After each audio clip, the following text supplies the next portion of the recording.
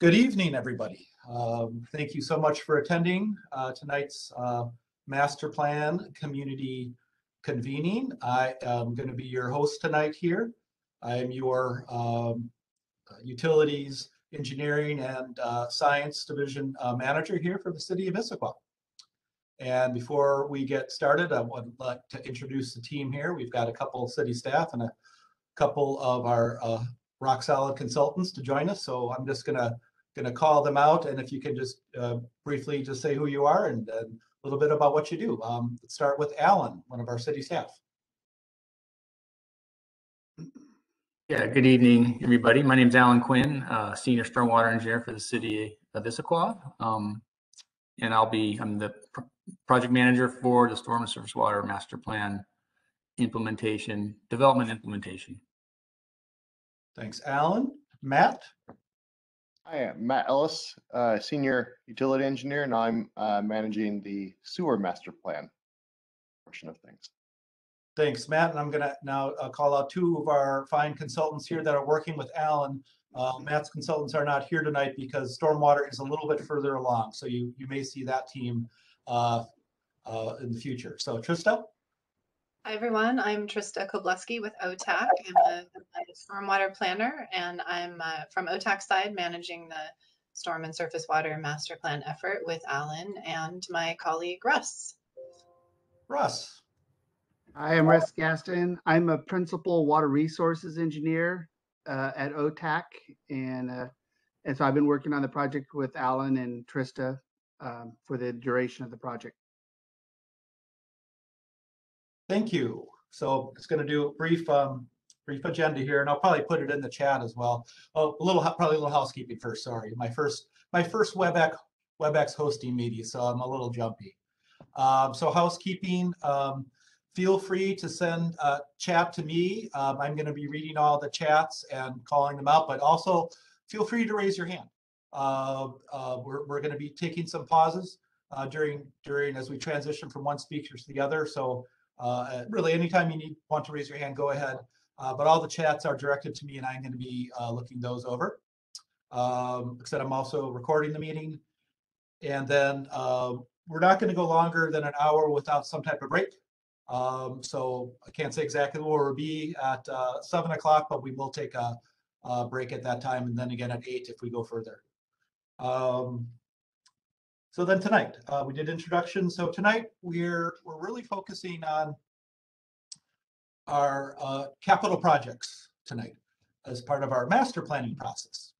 And we'll be going Alan will be talking to us about stormwater first, because as I briefly mentioned at the beginning, we're a little further ahead with that work. And then after that, Matt is going to talk a little bit about the capital work in wastewater. Again, probably at a little bit higher level than you'll see with stormwater, but you have our commitment that when it's at the next level, we'll be coming to you in some format. And we are going to be seeking your input during the meeting, of course, but because of there's a lot of information, really cool information that OTAC has prepared for this that you'll see shortly, that we're asking for some homework assignments for you to look at some of the things you'll be seeing tonight over the course of the next week or 2 weeks, and providing your input on that at maybe a more detailed level. But we certainly want your input tonight. And how will we use your input? Well, these lists of capital projects will be used this year to help develop the 2023 to 2028 budget. We have projects in mind already, but these might be added to the list. And hearing from you today and then over the course of the next couple of weeks really will help develop that proposal that will go to council later this year. So this really is timely for your input, and it means a lot to us.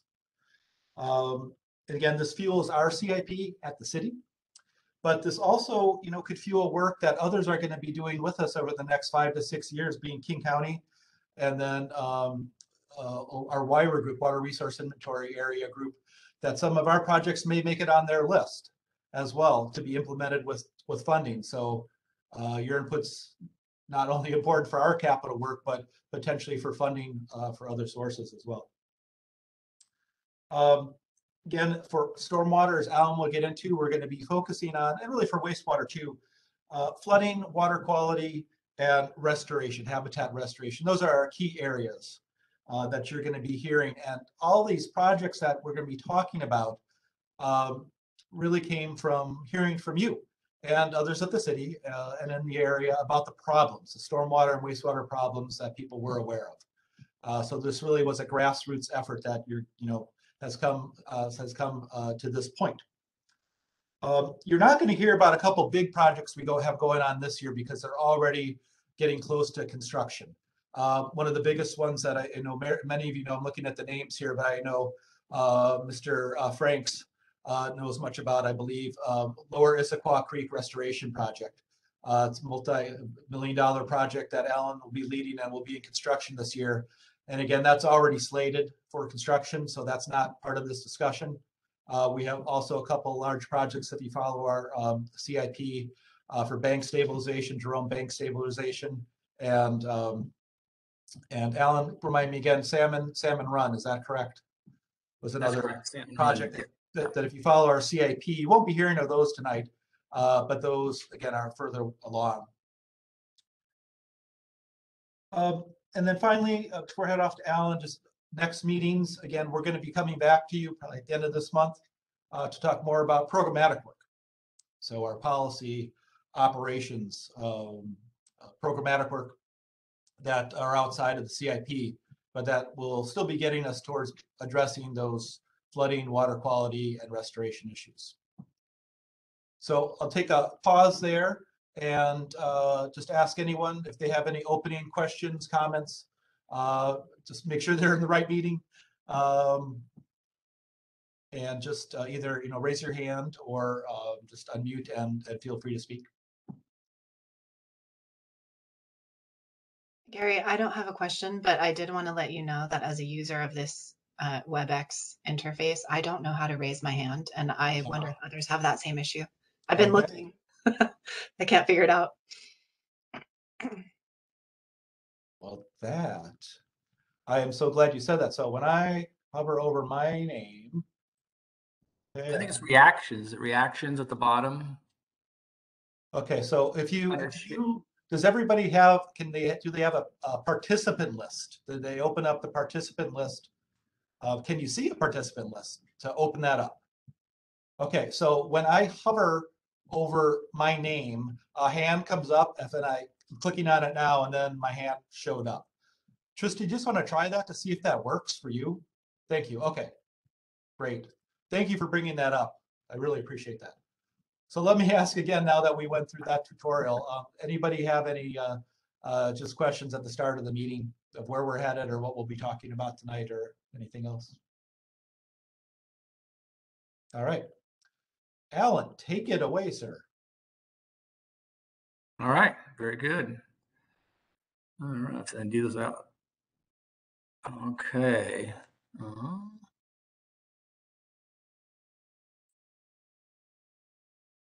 Okay.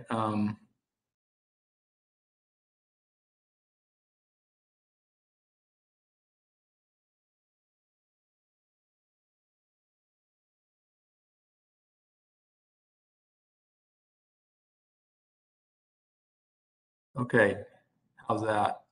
I can see it perfectly. All right, great. All right, well, good evening, everybody, and thank you for those who've decided to attend this meeting. I know it's a sacrifice to take time out of your day, especially in the evening, to come and listen to this presentation, but I appreciate those who are here tonight. So once again, my name is Alan Quinn, and this is a presentation on status and where we're headed for the Storm and Surface Water Master Plan. We'll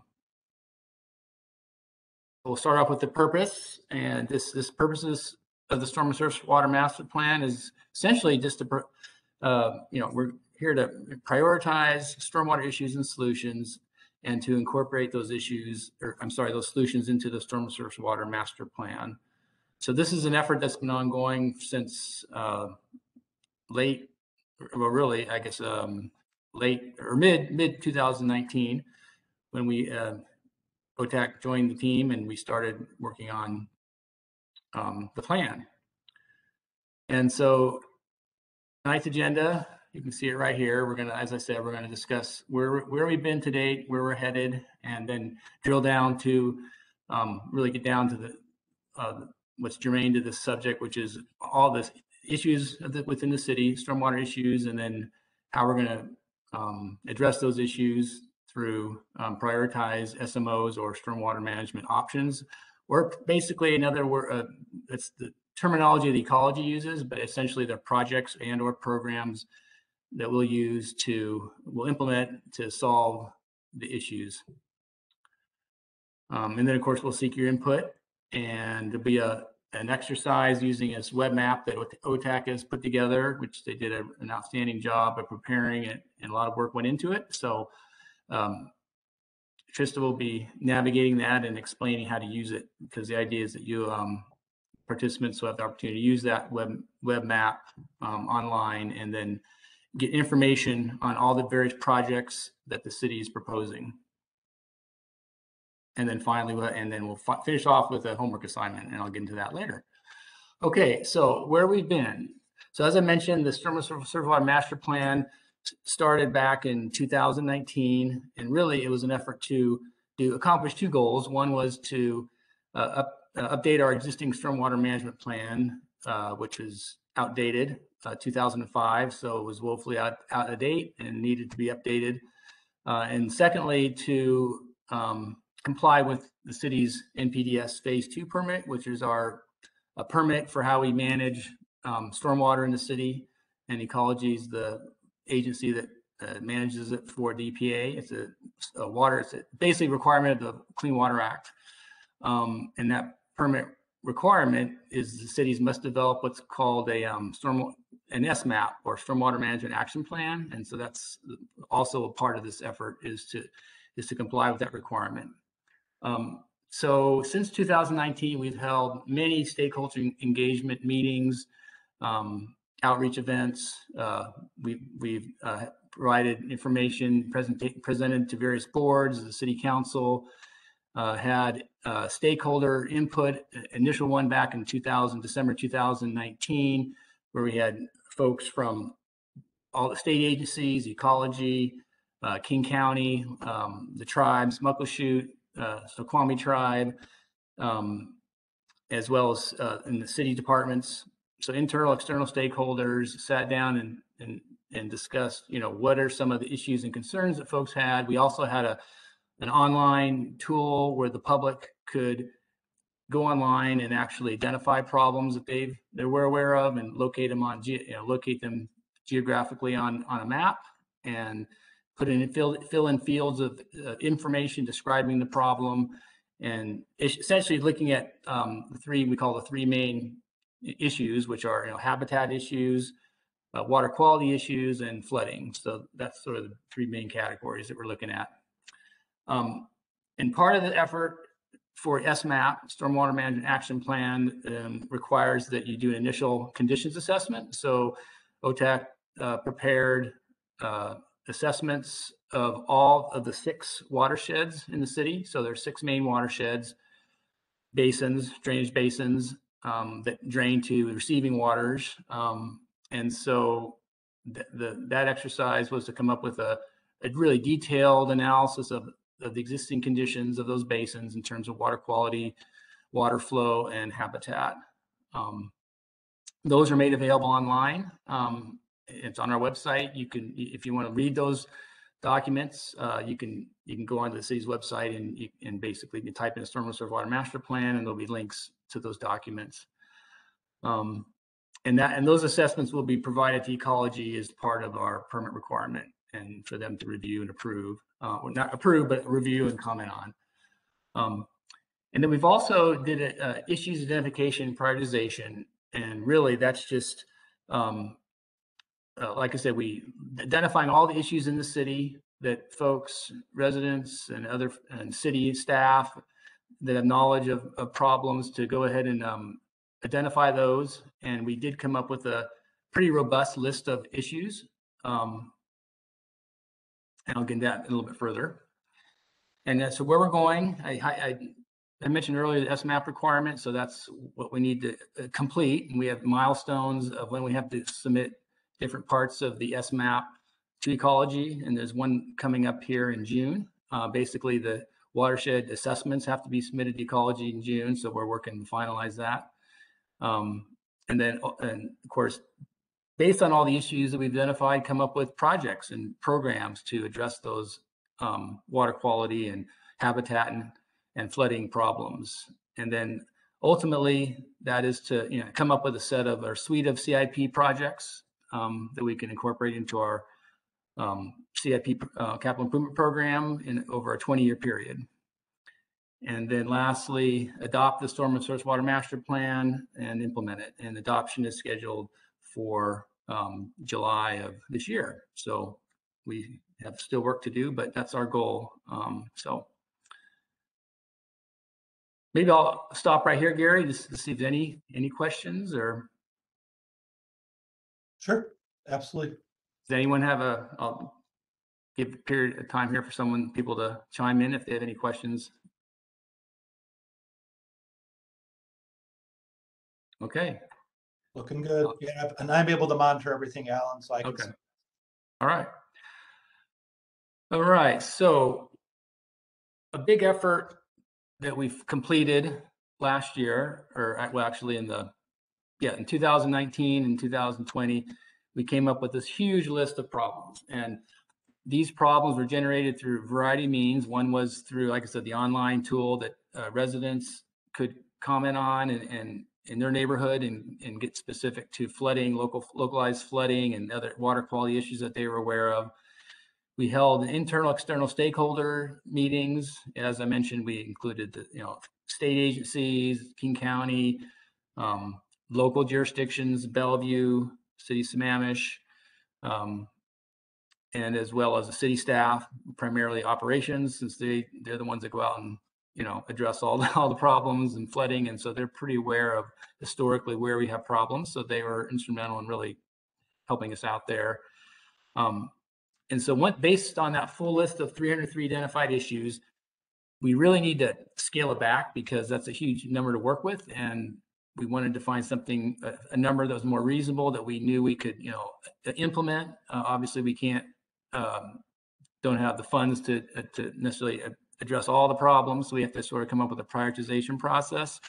So initial screening was conducted. That was done this last summer, and that was used, and we had a variety of folks help us out with that screening process. So included city staff, operations department, parks, public works engineering.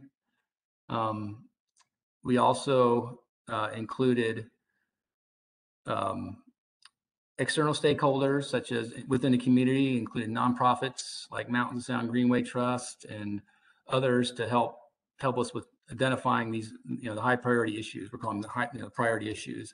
So based on that input, we had a spreadsheet that folks could fill out with all these 300 issues identified, the description of the problem, and then had folks really come up with a score. And this is more of a qualitative analysis.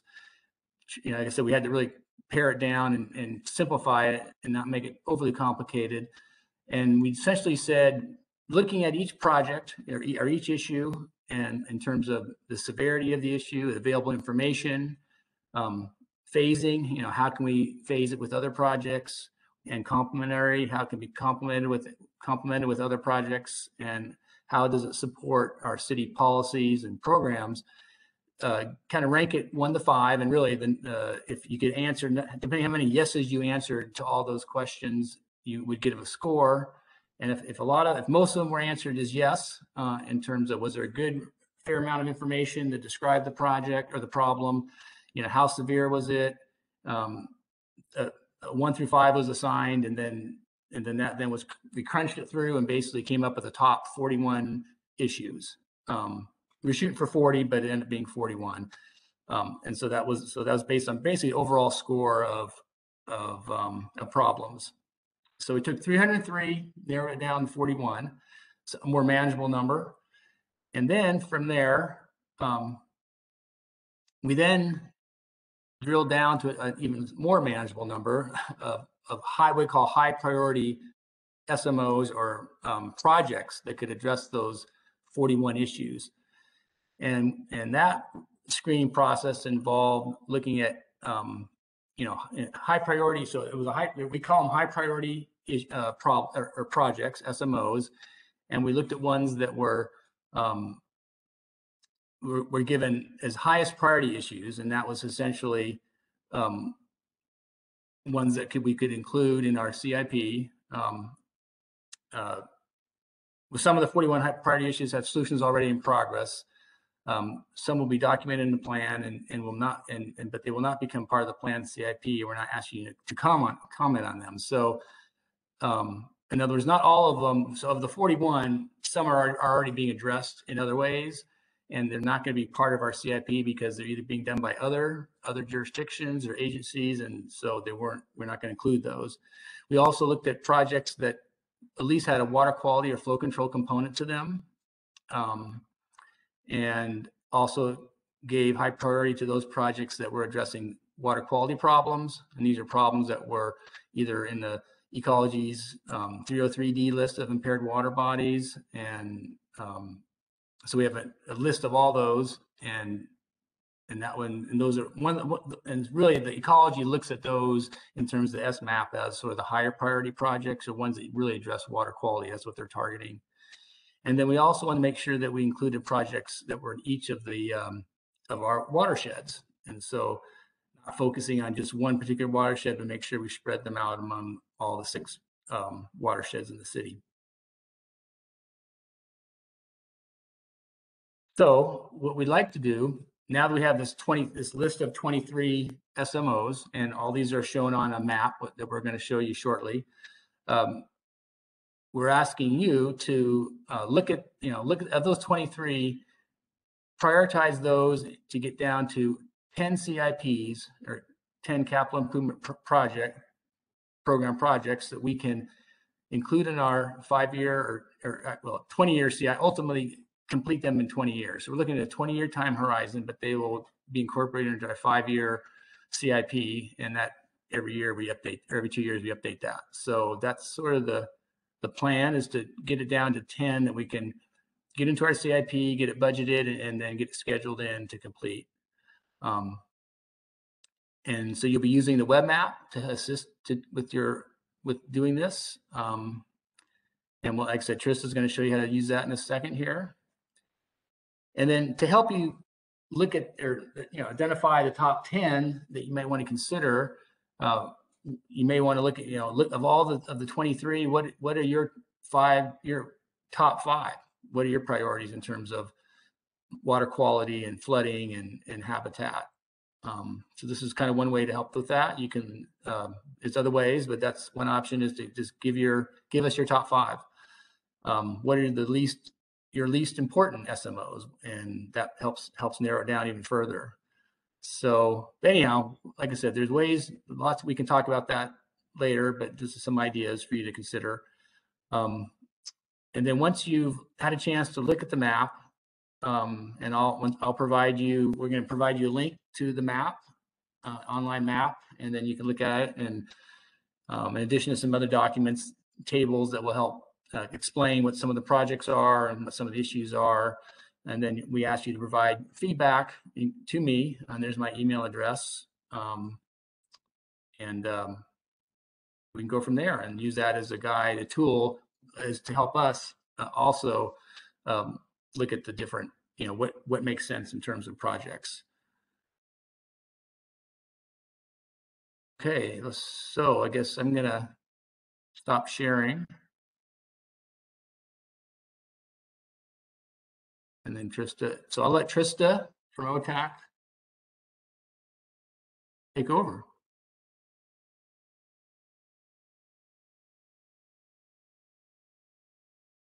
Okay, so Trista, I believe I stopped.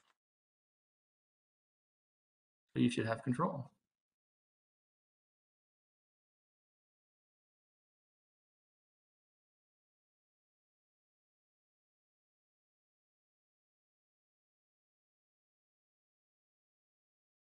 Oh, we lost your voice. How do we, there we go. I can unmute you there. Okay, thank you. That was what I was trying to get across. Okay. Resorting to miming. Okay, now let me share my screen. Bear with me, everyone, if you would. Maybe this one, I think. Okay. Do you see a map? Yes. Yes. Okay. Fantastic. So as Alan was mentioning, after this meeting, you'll receive an email with a link to this map. I'm going to demonstrate basically how to use it, although I think it's relatively user-friendly, but just sometimes helps. Oh, hold on a second. That's better. Okay, sometimes helps to have someone show you. So I'm going to show you when you open the map. Oops, how do I get those both to go?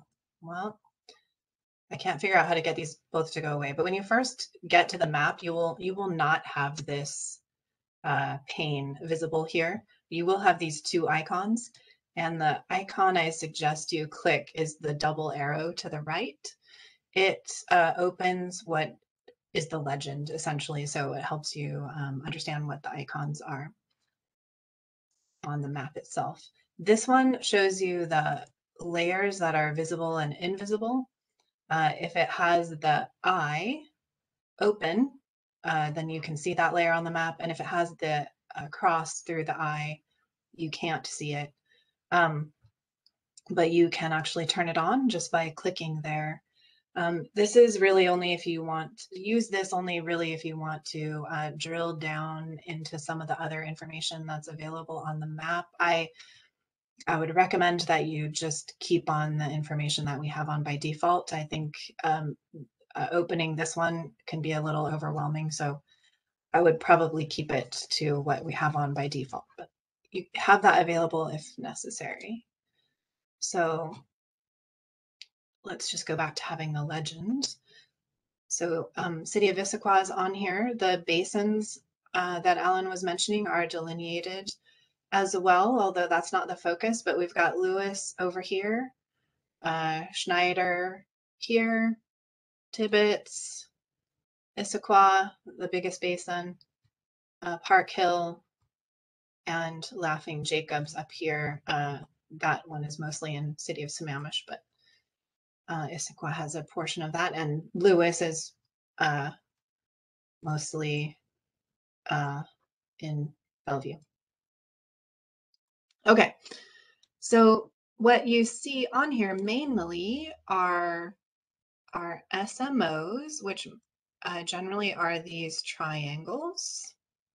And those are the things we really want you to focus on. Then the other things that are on here that are important are the known issues, and those are the diamonds. They're there to give you context. Those, I shouldn't say all the known issues, those 41 high priority known issues. They're there to give you context, but really what we'd like you to focus on are the 23 SMOs, or solutions, stormwater management options is what we're calling them, that we'd like you to comment on and choose your top 5 favorites and perhaps your lowest 5 among those 23. And we will use that input along with some other factors that Alan's going to talk about after I demonstrate this map to help us get down to that list of 10 CIPs. But what you can do in using this map is zoom on into any area that you are particularly interested in, because of just because you're interested in that area. It's your neighborhood, or a place you work, or a problem you're interested in that you know about.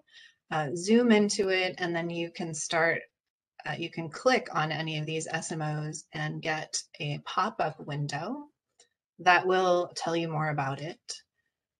There's also a label, but this will give you the most information. You've got its ID number. If you want to communicate with us about it, it's helpful to let us know this ID number. The solution type is kind of a categorization an MS4 conveyance in this case. MS4 stands for Municipal Separated Storm Sewer System, and that just means the storm sewer system that Issaquah operates. And this is one where there's a capacity issue or a flooding issue that can be solved by improving the storm system conveyance. We've got the project name, in this case, Cougar Ridge Stormwater Conveyance Improvements, a description about what needs to be done there.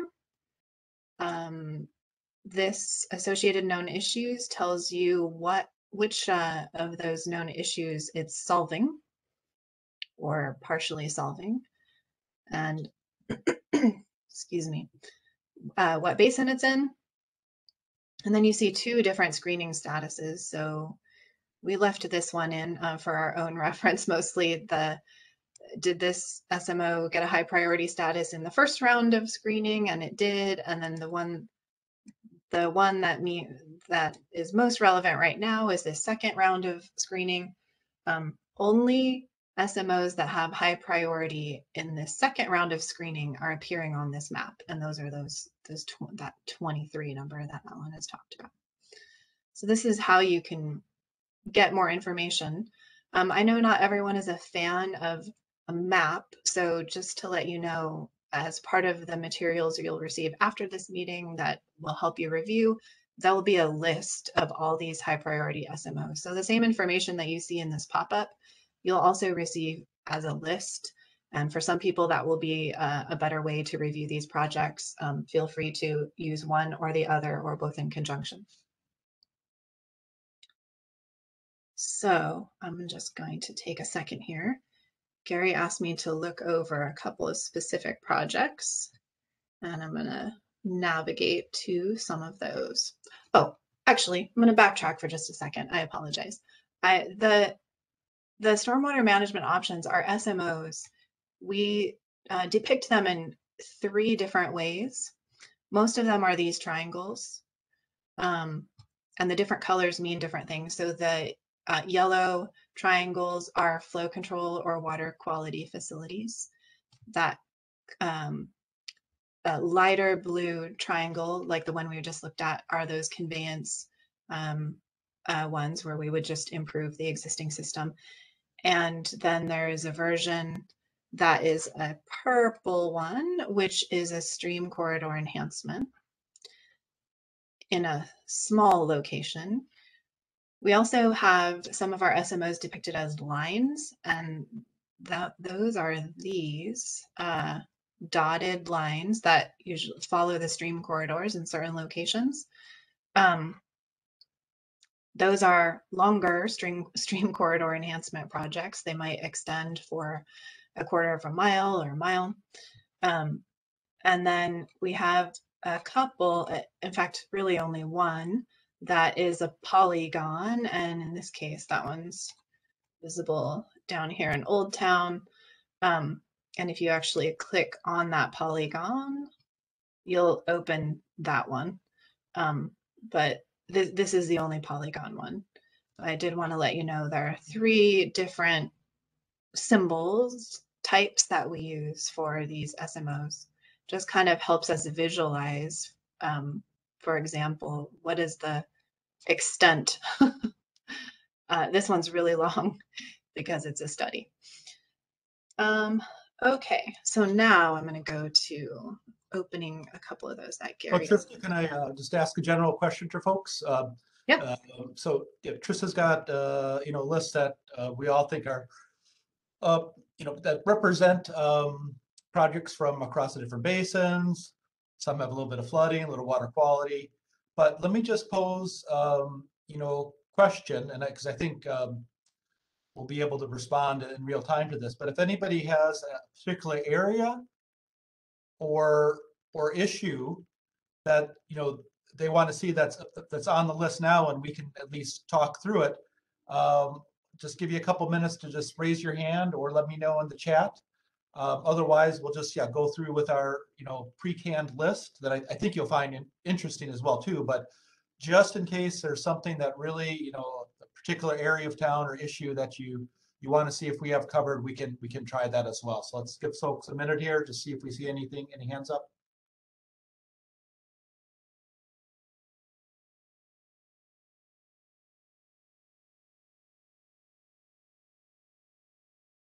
I know it's a lot of information to take too, so we really appreciate that. Oh, it looks like Larry Franks has hand up there, so I'm going to unmute. Larry. Thanks for unmuting me. The first thing that comes to mind, my emphasis would be on stormwater management of the Issaquah Creek in general. The Issaquah salmon hatchery is known as a dirty water facility because anytime the water comes up, it's full of silt that we then have to manage. A lot of work has gone into that, but that would be my number one. And while I've got the mic, I just want to thank you and the city for making this opportunity available. I wish there were more people on here because a lot of people should be caring, and I really appreciate the chance for it.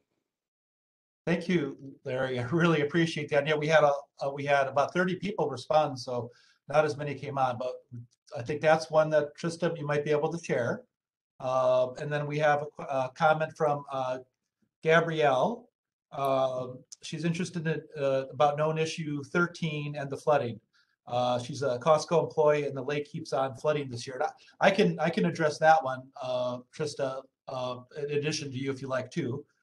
But those look like two that we have.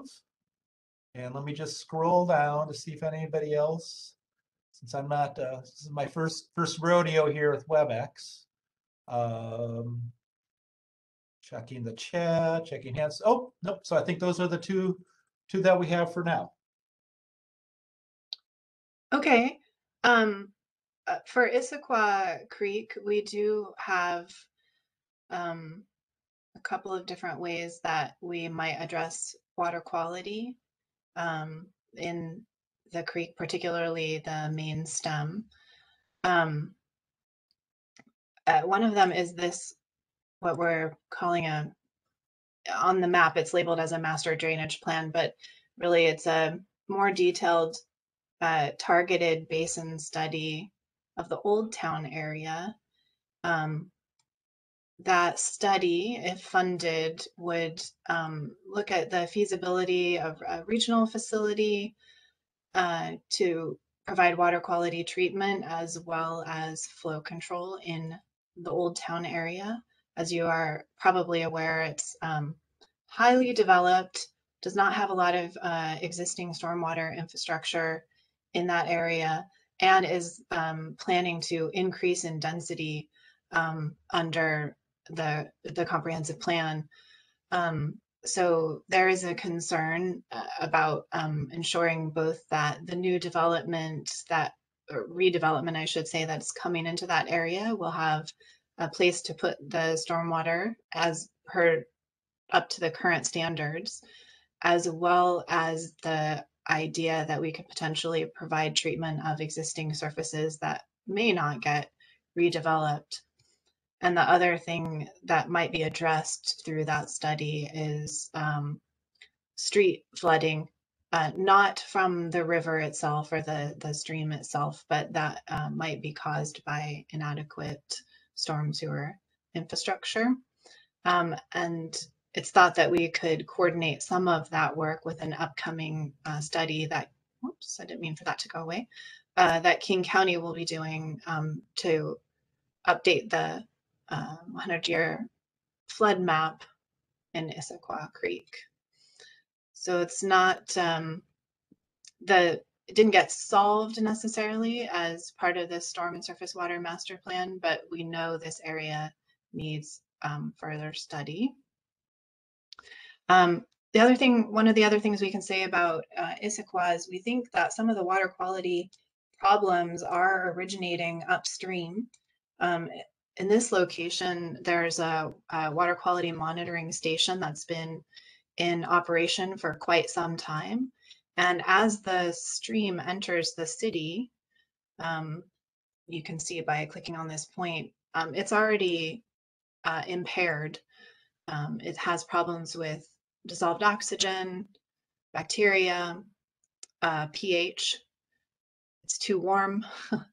It's turbid. I mean, it's it's already dirty, basically, full of sediment as it's coming into the city, and it has some dissolved metals. It had BI scores, if you're familiar with that term, basically an index of how suited the stream is to support aquatic life. The scores for that are fair at the sort of moderate or medium at the upstream site as the stream enters the city. So one thing we can say is that some of the problems are originating upstream, and we might have to work on coordinating with King County or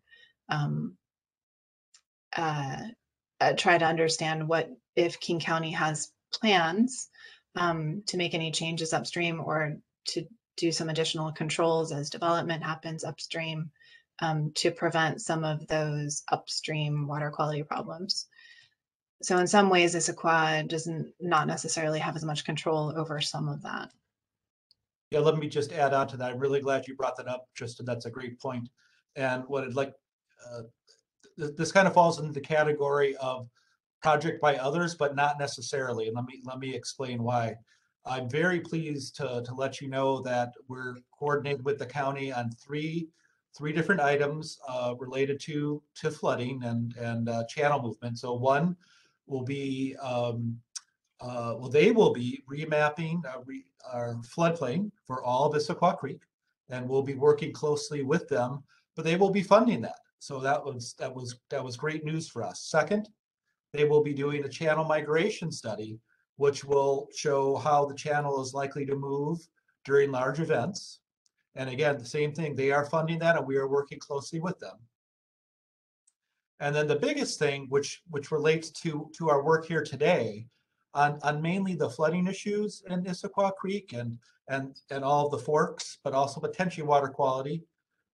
They have approved money, over $800,000 in their flood control district budget to develop a capital improvement strategy, which is similar to what you're seeing here for us tonight, but it will be projects that are to reduce flooding and erosional issues in Issaquah Creek, not only in King County, or I'm sorry, not only in unincorporated King County, but specifically within the city limits. So they will be looking at what we have on our plate here, and if it's ranked high, they may actually end up funding some of that work. So I am very pleased to announce that. So we have some great coordination there. So that's why some of these projects, even if we can't fund them on our own soon, there is another funded source here. So yeah, I saw Larry clapping his hands. So thank you. Yeah, and just if you follow the politics here, it's my understanding that Mr. Councilmember Dunn is the one that introduced that legislation after the last serious floods, not in 2021, but in 2020. That's how it made its way up. So very excited to let you all know that. That's great, Gary. Alan. Oh, thank you. That's why I was raising my hands because I couldn't speak. Yeah, and so there was another question that I'm sorry, the audience. Who was it that? I'm sorry, had the comment regarding the Pickering ponds? Oh, Gabriel. Oh, Gabriel. Yeah. So, and actually, that's a great one to talk about. And so, Trista, if you wanted to pan over to that area, and I think maybe now's the time to really explain that. There's once again we had 41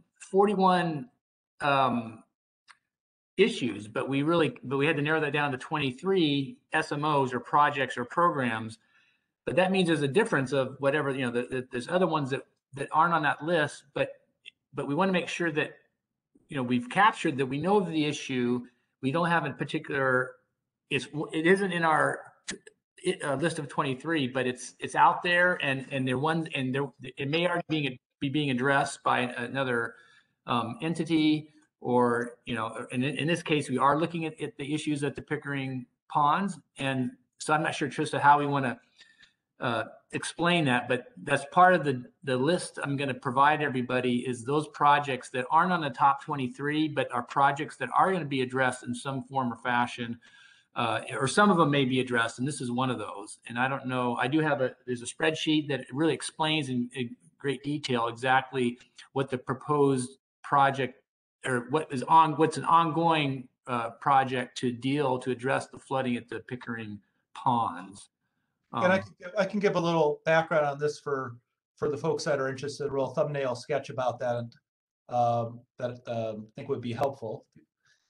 And so just to showing the area there, what has occurred at, this is at the Costco corporate headquarters area, is there has been flooding in that pond that's to the north that a few years ago actually approached the generator for the whole area, got within a couple feet. And what we've come to learn, what has been happening over the past 8 years or so, there's beaver activity in the state park as well. So what we're doing right now, and actually we have funding for this. So this is partly why you're not seeing this as a high priority issue, because we're working on, we have funding. We mentioned King County before.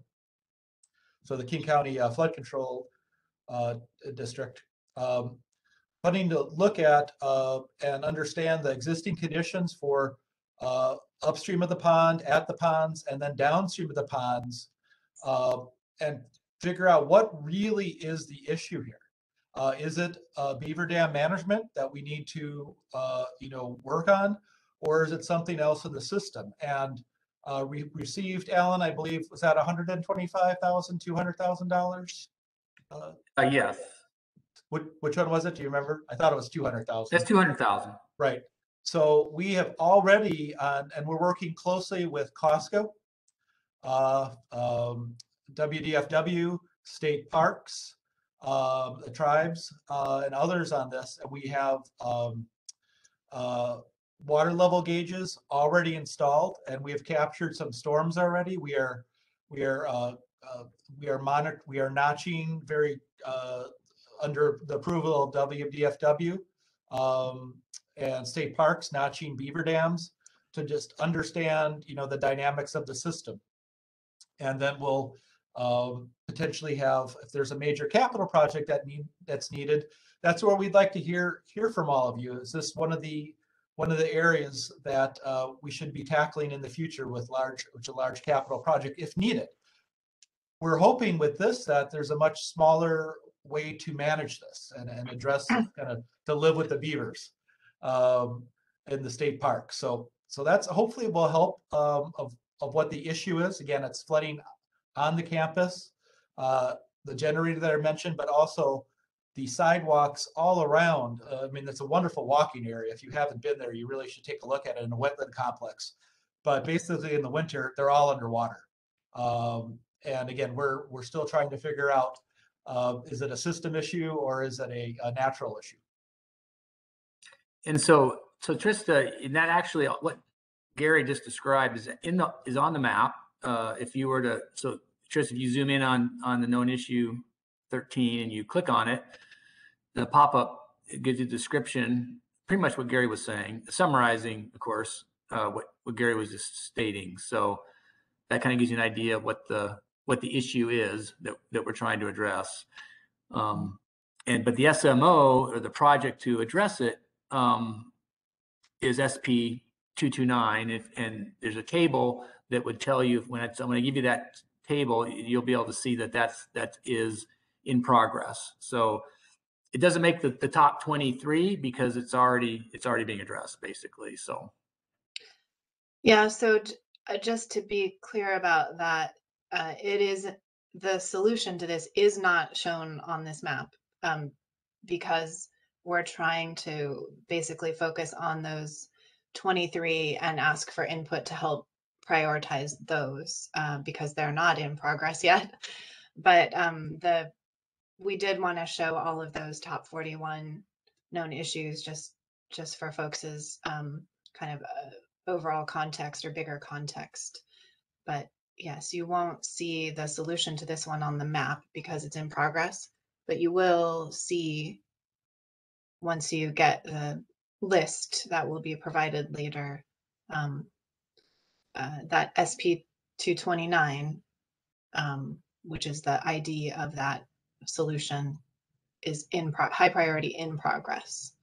Yeah, Tricia, that's a great point. And Alan, that's one of the questions we can put out to folks too, is if there's a known issue that doesn't have a project with it and they feel that we should, that we absolutely want to hear something like that. So that would be great feedback to get.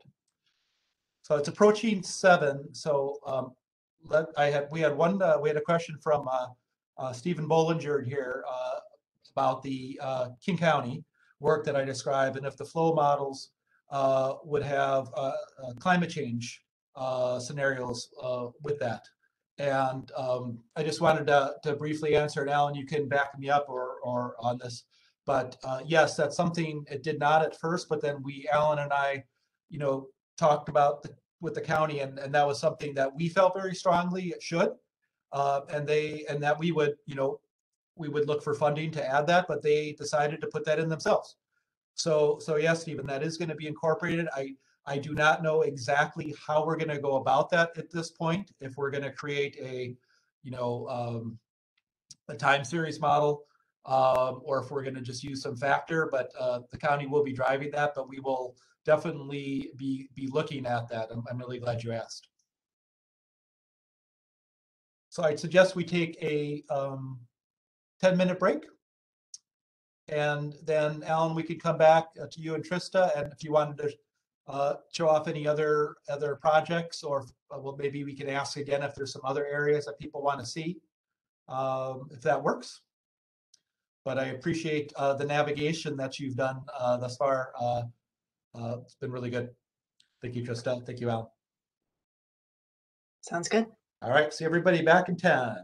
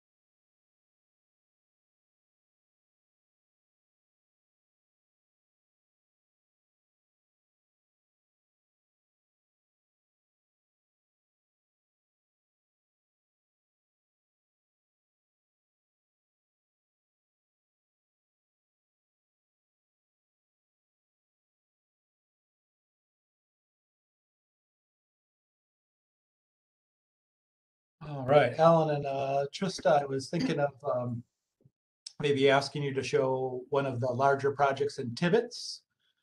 And then we can then maybe see if any folks have any other questions before we turn it back to you, Alan, and kind of talk about the homework assignment.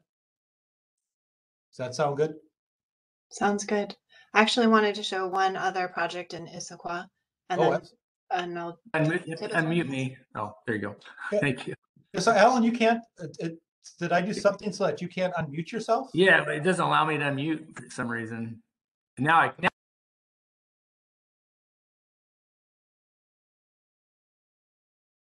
Mute myself. There we go. Okay, there we go. It says the host has unmuted you, so I guess you have control. Yeah, I'm gonna try to fix that now. Um, Yeah, I know what I did. Okay.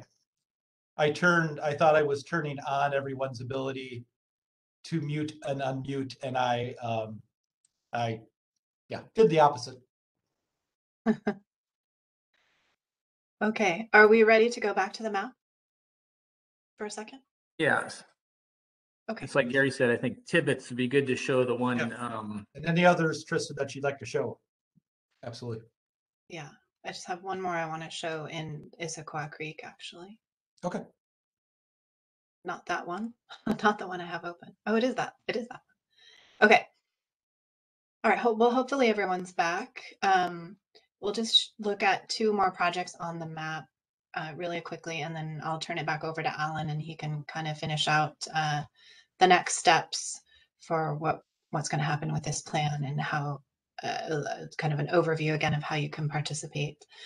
But I wanted to point out this is another water quality project that is potentially going to make it to the CIP in the Issaquah Basin, and it is SMO SP 184, Newport Way Flow Control and Water Quality Benefits. The reason retrofits, sorry, not benefits. The reason I wanted to point this one out is that one of the things that we are doing in this plan is trying to make sure our projects, to the extent that we can, are coordinated not only with other jurisdictions, as Gary was mentioning earlier, but also within the city and among departments. And actually, Issaquah is already quite coordinated in this way. Parks isn't often involved, Public Works, both engineering and operations are working together very closely. And so you're already quite coordinated, and we want to make sure that this CIP acknowledges that. But Newport Way, the city has a transportation project that part of it has been built, I believe, and then there'll be phases coming up in the future. And when the city needs to upgrade its roads, it does have to bring the surfaces that it changes into compliance with the most recent stormwater standards. So often an older road that doesn't have adequate treatment or adequate flow control, the treatment and flow control will improve when the road gets improved. But we want to make sure that as this road project is progressing, that not only the changed surfaces, so where it gets widened or repaved, get adequate water quality and flow control, but that even any surfaces that the city isn't touching, which they wouldn't by default have to bring up to standard, actually get treatment and flow control up to the current standards. And that will make a difference in Issaquah Creek water quality. From this, it's a highly trafficked street. It has a high average daily traffic, and is an older arterial, and these improvements will help. So I just wanted to point that out. Trista, could you give everybody a feel for what the actual solution might look like in terms of what type of facility I know there might be lots of options, but just for those that aren't really familiar with water quality, just what we're talking about, what it would look like? Sure. There are lots of options. This corridor is narrow and well developed, so it's likely that the options in this case will be focused on underground treatment solutions. There are proprietary filter vaults that are available. There's I'm so sorry, the name is escaping me. The city is particularly fond of the what are they, Alan? Modular wetland. Modular wetlands. Thank you. Oh, I couldn't come Okay. up with that. Modular Yeah. wetlands provide treatment in an underground vault through media that mimics the function of a natural wetland. But in a more traditional sense, I mean, in big swales, vegetated swales are a common way to provide water quality treatment. Ponds sometimes can. So there are lots of options, and the exact solution would be evaluated as this project moves forward. What the plan will have is kind of a range of costs, probably, of what the solutions could be. It will be estimating how much impervious surface needs to be treated at a very broad scale, and kind of give a range of costs that might depend on the solution type that comes out in the final design. But yeah, underground where it's already highly developed is pretty common these days. Great, thank you. Alan? Yeah, that was great, Trista. Yeah, just a little more background. So yeah, so this was chosen as a good candidate, and like Trista had mentioned, to sort of complement other work going on. So the transportation department, engineering, they're doing a phased improvement along Newport Way as part of the Newport Way corridor improvements from Maple to Sunset, and that's going to be phased in. And the idea here would be to do additional treatment, so where they don't, as Chris had mentioned, where they don't technically have to meet treatment requirements. This would be to, to basically retrofit or enlarge their existing facility, the facilities they need to provide for the project, to incorporate areas that don't require treatment. And so the idea is to, piggyback on their project and make it as efficient as possible, rather than do a standalone project. So trying to do these projects in a way that the timing and it works out, that we can, have in our program, in our budget, stormwater budget, to also complement the transportation project. So that's sort of the idea, is to try to make things as efficient as possible with the timing and so forth. Great. It was one of our criteria for getting this list of 23. One of the things we considered is, does it complement another project, or, because you kind of get more bang for your buck if you work together, incorporate this design into that design. Then you don't pay for design twice, you just pay for the design process once. And okay, so you wanted to look at Tibbetts. And I think that might be two good ones, Trista. One is one that is a CIP, or proposed, of the 23 down towards the I-90 there, I think. And then maybe touch on the Tibbetts Manor, even though that's not in our list, but kind of explaining why it's not, but we're addressing it basically. So which one did you want to look at by I-90? Oh, I was just thinking, what about the one, let's see what we have down there. Or maybe we don't have. You might be thinking of You might be thinking of in Schneider.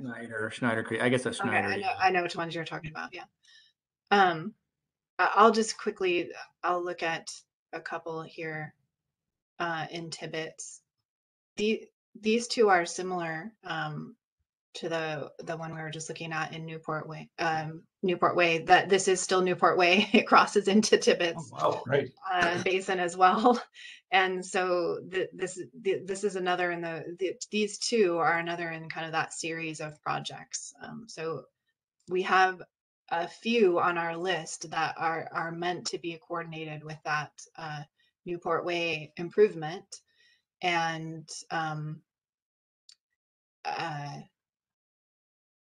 yeah, so we'll be asking you to comment. Maybe we don't need 3 of those in the CIP, but maybe one strikes your fancy more than the other because of its location or something along those lines. So I will talk about Tibbetts Manor.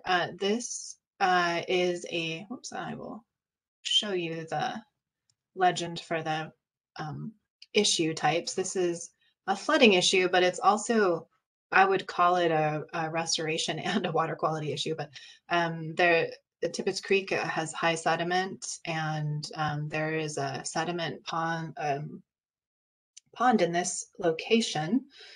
It requires a great deal of maintenance. 500 plus yards of sediment are taken out of it every year. There is some indication that the natural condition of Tibbetts Stream might be to have quite a bit of sediment in it. There are some streams that is their natural condition.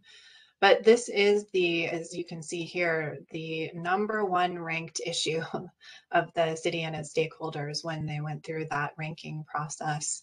So this is on a lot of people's minds. We know it's on the stakeholders' minds as well, what's going on with Tibbetts.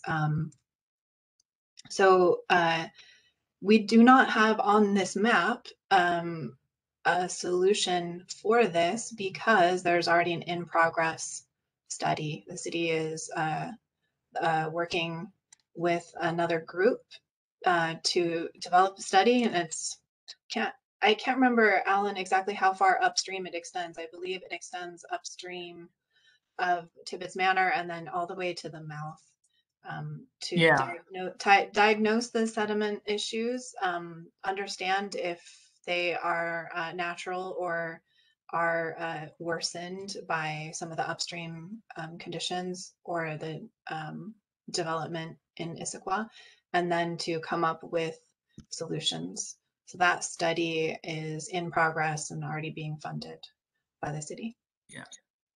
So it's not on the map because we already know it's high priority. So we will talk about it in the plan, but we're not asking you to comment on that at the moment because it's in progress.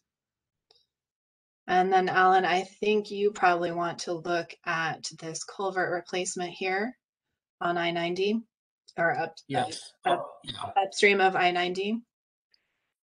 So yeah, this is in the Schneider Creek Basin, and this is West Village Creek.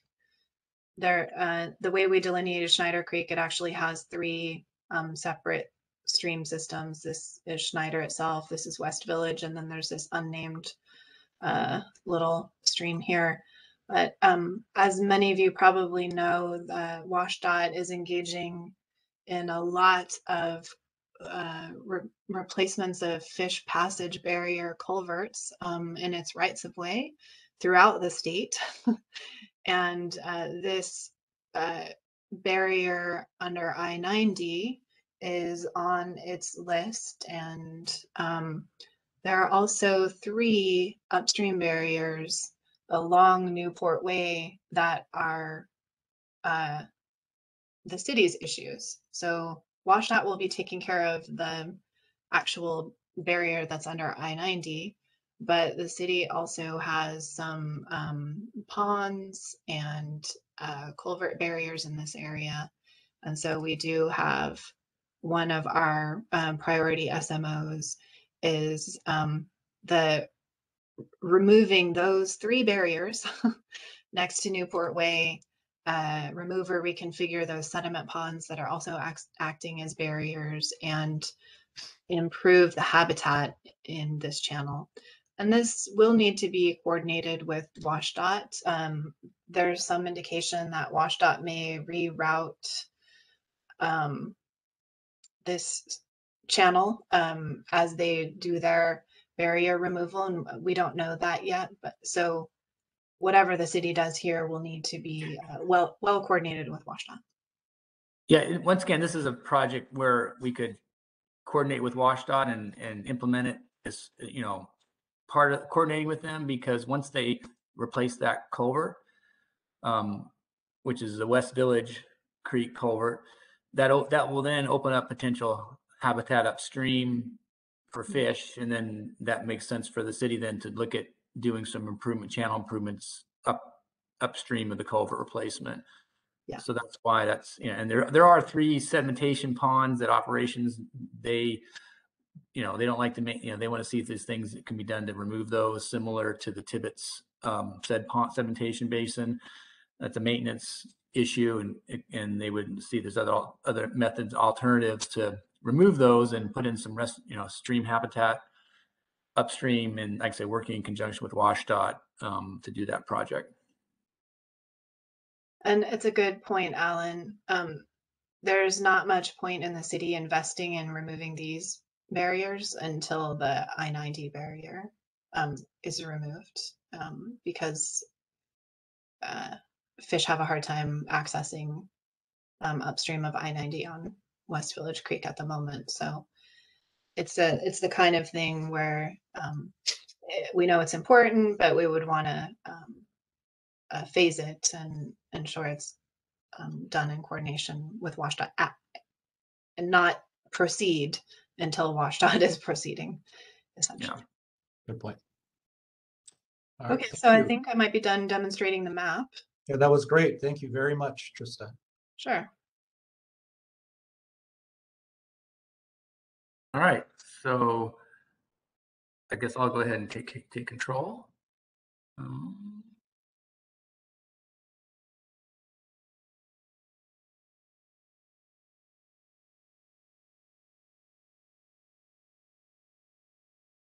All right.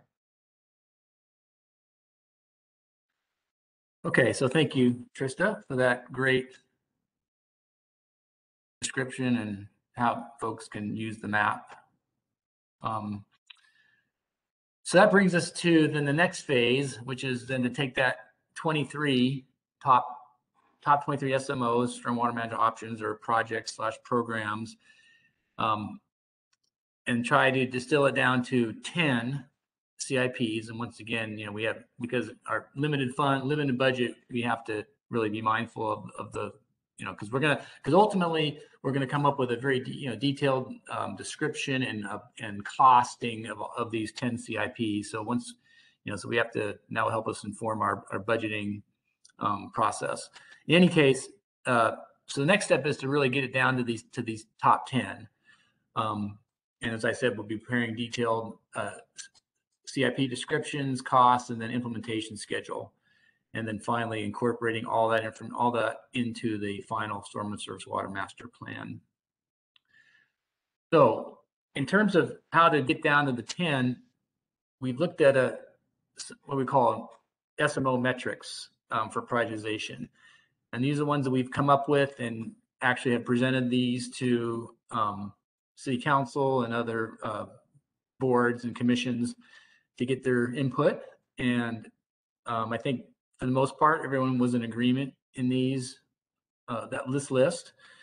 And so so looking at these, and maybe there's some explanation of what each of these means, but this is the process by which the city staff will, and with the help of OTAC, prioritize and get down to the 10 SMOs. And so we have effectiveness in solving the problem, and really how well does it solve a known flooding issue, water quality issue, habitat issue, and does it have a direct benefit to Lake Sammamish, which is our downstream water body. And also the next one would be land ownership. So is it held in public, private ownership, and that can help us decide the complexity of the project. If it's in private ownership, then it gets a little more complicated, and that might involve purchasing the properties, et cetera. So that's another one consideration. Constructability, how easy is it to construct a project? Are there utility conflicts that may prohibit it from being built or make it very expensive to be built? Permitting, always have to be considerate of permitting, because that can be a very lengthy process, and want to make sure it is permittable and won't take too long to complete that process. Cost and funding opportunities. There again, leveraging grants So some of these projects, for example, the water quality projects, we call these retrofits, where we're going in there and retrofitting, which means really treating areas that impervious surfaces, roadways that don't require treatment under the current standards. But we want to, well, if they were new projects, they would, but they're, older projects or roadways that didn't fall under the new standards, we would want to get those up to the new standards and treat those. So that's where ecology, water quality grant opportunities become available, and we want to take advantage of that. Timing, coordination with others, like with transportation and WashDOT, coordination and partnership, sort of the similar idea, but really partnering with other folks like King County with their mapping update of Issaquah Creek. Regulatory requirements, similar to, I guess that would, complying with any NPDES requirements.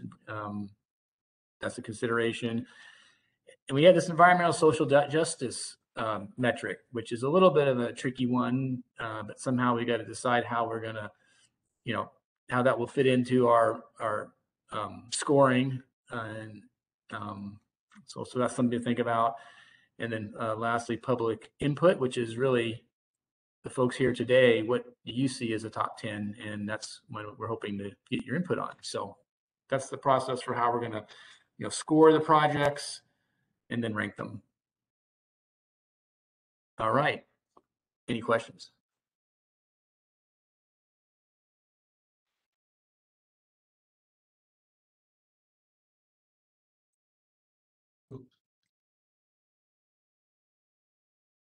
Yes, Gary. Operator error. Oh. So. Looks like, no, it's like we got a quiet bunch today, but I also wanted just a couple questions here. Larry Franks again wanted to let know this is a very cool tool and really appreciates going over that. So thank you, OTAC. And then Stephen Bollinger, question that I can answer: is there close coordination with DNR and KC Parks as well? So DNR, yes. I'm working, that's kind of what I've been taking on, and Alan as well too. We're working very closely with the river section at this point. We also are working with the science section on water quality issues related to Issaquah Creek. Our science staff is working on that, so we've got that covered. And then KC Parks, no, that's a great point. We have not talked with them yet, but I will. We've worked with state parks and our city parks, of course. I will work with my contact in either King County.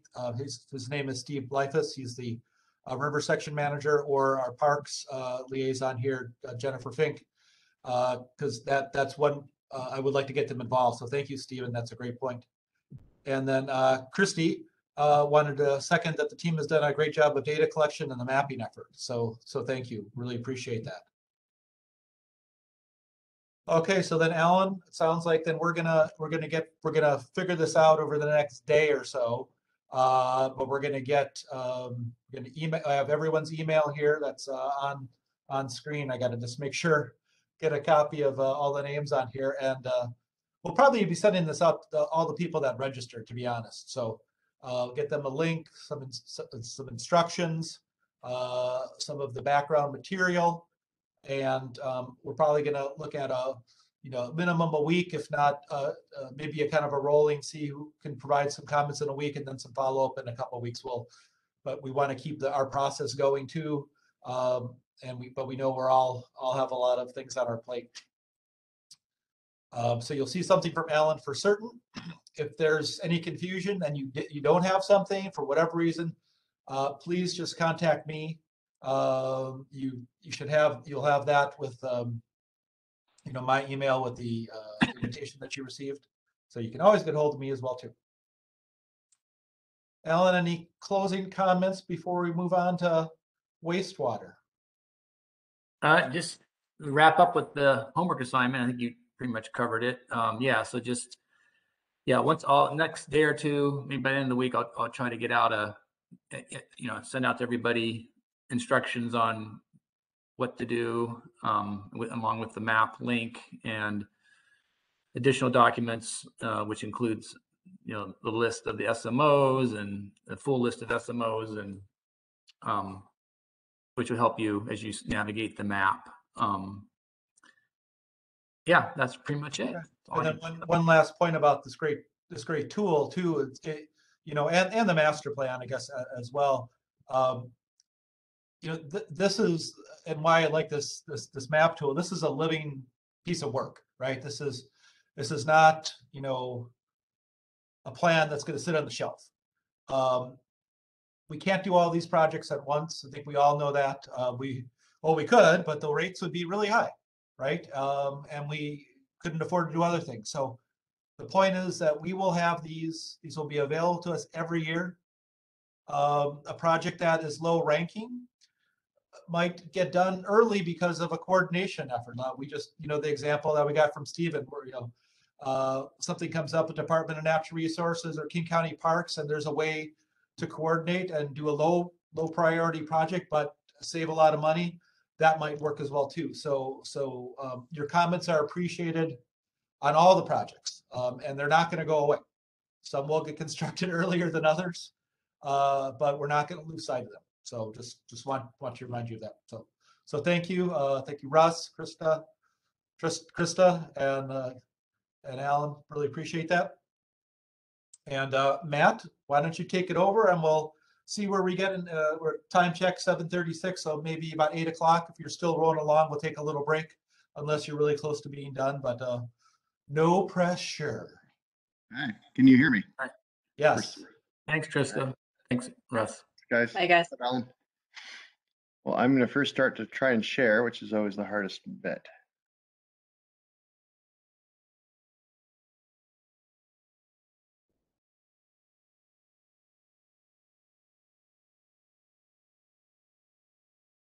Okay. Can you see the screen? Yes. Excellent. All right. Well, as I mentioned before, I'm Matt Ellis, Senior Utilities Engineer, and I'm presenting on the Sewer Master Plan update. And unlike the Stormwater Master Plan update, we're not nearly as far along. We started this process about a year behind. So we have not vetted things as much as Alan and his team have. We're more in we're still modeling our system and trying to figure things out. So we aren't in the process of refining our capital improvement plan and identifying issues. We're more in just trying to figure out what those issues are at this point. So also, I don't have any cool pictures because there's not great pictures of our sewer system. However, we'll go with what we have.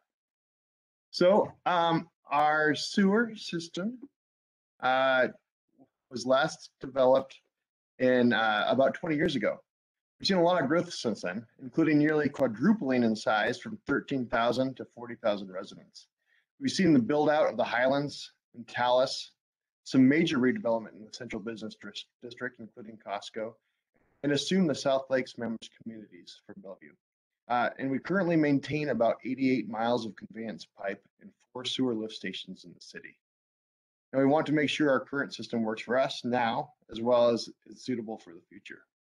And ultimately, we are looking into ways we can strategically invest in our system through identifying issues and determining at what point we apply a fix. This includes updating policies and procedures for stream sampling and testing, fats, oils, and grease procedures, reducing storm impacts, and planning for future sewer extensions. So here's our what we're doing so far. We've completed our flow monitoring within the system. That's at strategic locations within our sewer system. And we've calibrated for our hydraulic model. And we've correlated demands to current populations and types of generators. We still have to complete demand forecasting for a 20-year horizon, assess problems under current conditions and with projected demands, and create both programmatic changes and capital improvements to keep our sewer system operational and functional for the foreseeable future while protecting the community and the environment. And here's a timeline of what we're hoping to get done if all goes well. We've passed the point where we've got our data collection and estimated flow, and we are working on our model. In about a month, we'll be working on our policy and standards, and we hope to have our hydraulic model calibrated in about April. This will help us identify our capital improvement plan in May. During this time, we hope to identify the highest priorities the community has to maintain and improve our sewer conveyance system. And ultimately, our goal is to have a draft plan created by July this year with council adoption in October. So here's a very messy sketch of our sewer system.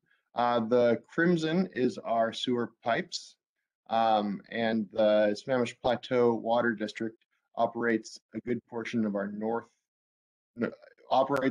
within the north part of our city, and that's in the gray. As mentioned before, we have a big lift calibrating our system that includes about 88 miles of conveyance pipe and 4 sewer lift stations. We do not provide treatment within the city. We currently convey wastewater to King County Metro transmission mains that convey the sewer to regional treatment facilities, and that pipe is along the lake. We are evaluating for current demands and future growth, looking into issues with capacity, leaks, and how that will impact the environment. And as we evaluate our system, we will look at stream crossings, proximity to critical areas, areas of major growth, and issues identified during the flow monitoring stage of this plan development. We'll get into that in just a minute. So here's our existing capital improvement plan. It's pretty short, and it's easily broken down into 3 major categories. We've got asset management, which is maintaining our current system and aging infrastructure, mainly lining old sewer pipes. Right now we're working in the South Lake Sammamish communities, and then also working on our lift stations, making sure that they're working properly, one at Front Street and one up in the Highlands. Secondly is growth and capacity, and that is making sure our system can accommodate areas experiencing the highest growth in the city. One is the main pipe coming out of the Highlands, and the other is a sewer lift station for the Costco area. And then thirdly is sewer extensions, and these are long-range plans for extending sewer if and when the need arises based on resident requests or environmental concerns raised from septic testing or stream sampling. So these are just basically pockets of septic systems we found in the city. Some are in critical areas, and they're on the CIP, but they're not in the near horizon. And that is based off of a policy situation where we need to revise our testing and inspection protocol, as well as our stream sampling to determine if and when we need to extend sewers into these neighborhoods. So known problems, areas under investigation. We're currently investigating capacity concerns, inflow and infiltration. I'll get into that. Aging systems and non-standard pipe material, our pressure systems from our sewer lift stations, connections to Metro Sewer, collaboration with other cities and jurisdictions such as Sammamish Plateau, King County Metro, and Bellevue, and septic systems in the city, planning for future connections. So I&I, infiltration and inflow. Briefly, I want to talk about why infiltration is important. This map shows actual dry weather flows in a section of pipe versus a 2-year storm event we saw in January last year in the same section of pipe.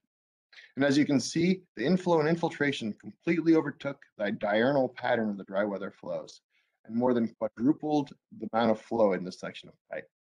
This is near Gibson Hall and the fish hatchery downtown. So this is the profile of that exact same pipe. Green is the ground level and red is the 2-year storm surcharge. Currently during the 2-year storm event, water surcharges in the pipe, so the pipe is completely full and the maintenance holes begin to fill with water. We plan to develop this profile for most of the critical pipes in the system and then model 20, 25, 50, and 100-year storm events through the system.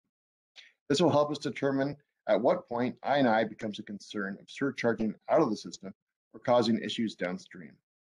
We'll then develop a policy for what frequency storm event we want to investigate and reduce I&I. And this will help us define and prioritize our capital improvement plan moving forward.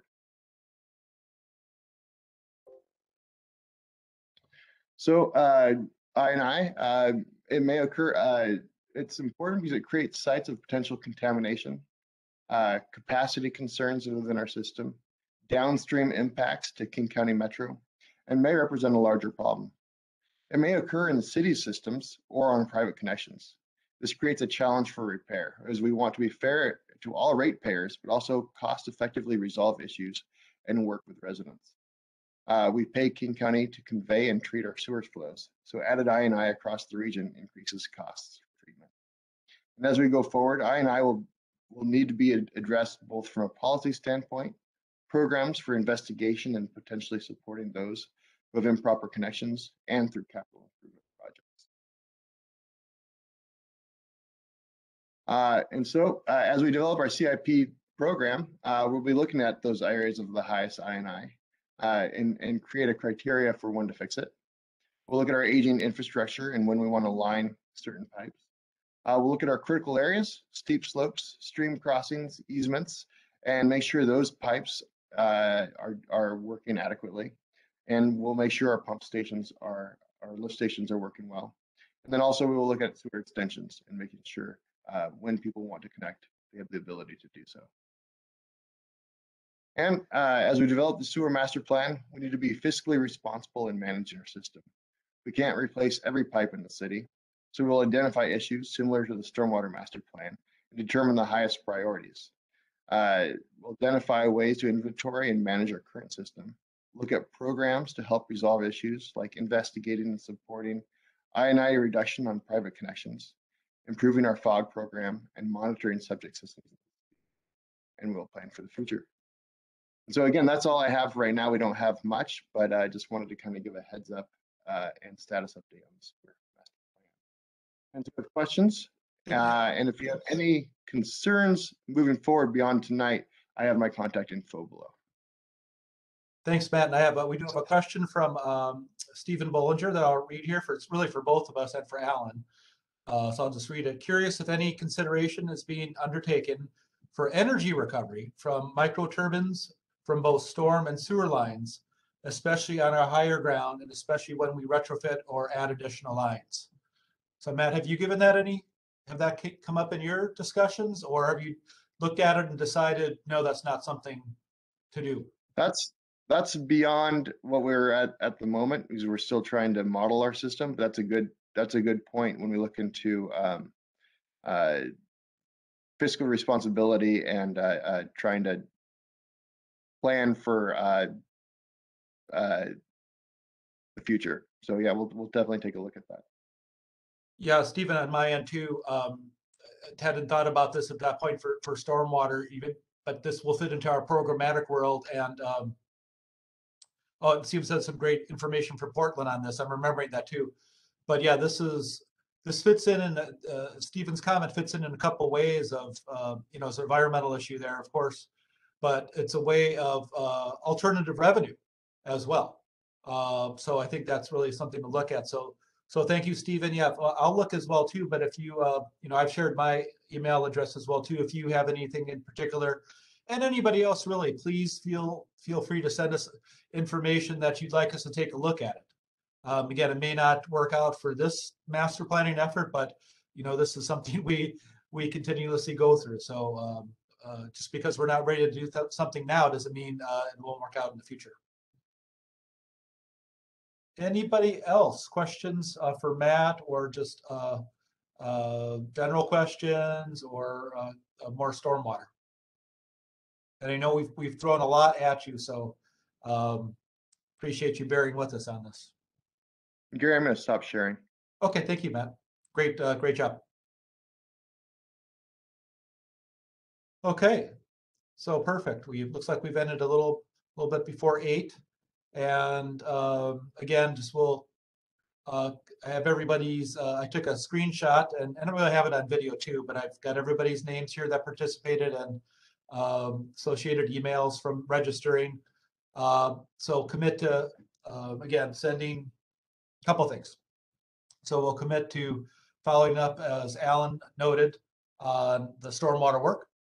And again, if you don't have a lot of time and you just want to provide some simple comments, that's great. If you really want to dig in, that's great too. It's really, up to you. But we will be compiling, sharing, using your input in our process, but also letting our boards, commissions, and council know. We won't call you out by name, but just how many people have participated and what their comments were. So we'll commit to doing that. Again, you'll be seeing a second meeting from WebEx for later this month on our programmatic work for both, really for water resources. So it'll be stormwater, wastewater, and water. And it'll be similar format to this. It'll be a little bit easier to digest. I think we have some flow charts that might be easier to have, and we might have breakout rooms. And then finally, we'll alert you to when Matt's ready to come back with more detailed CIP stuff. And it may coincide with Alan's as well too. We may just bring all of those, the top priorities, back at the same time. We'll see how that goes. But that will be part of our budget process as well. So gentlemen, did I forget anything at the very end here? Okay, well, thank you again. And again, we'll be, Alan and Matt remind me too, after I figure out how to stop recording and find the recording in the cloud, we will probably get that out to the website and may send a link to that as well. But definitely tell your friends and family that weren't able to make it today, that they will be able to watch, and it will be a 2-hour documentary. So it'll probably be enjoyable. All right, thanks everybody. Take care, and I really appreciate everybody's time, staff and all of our community that came tonight. Thank you.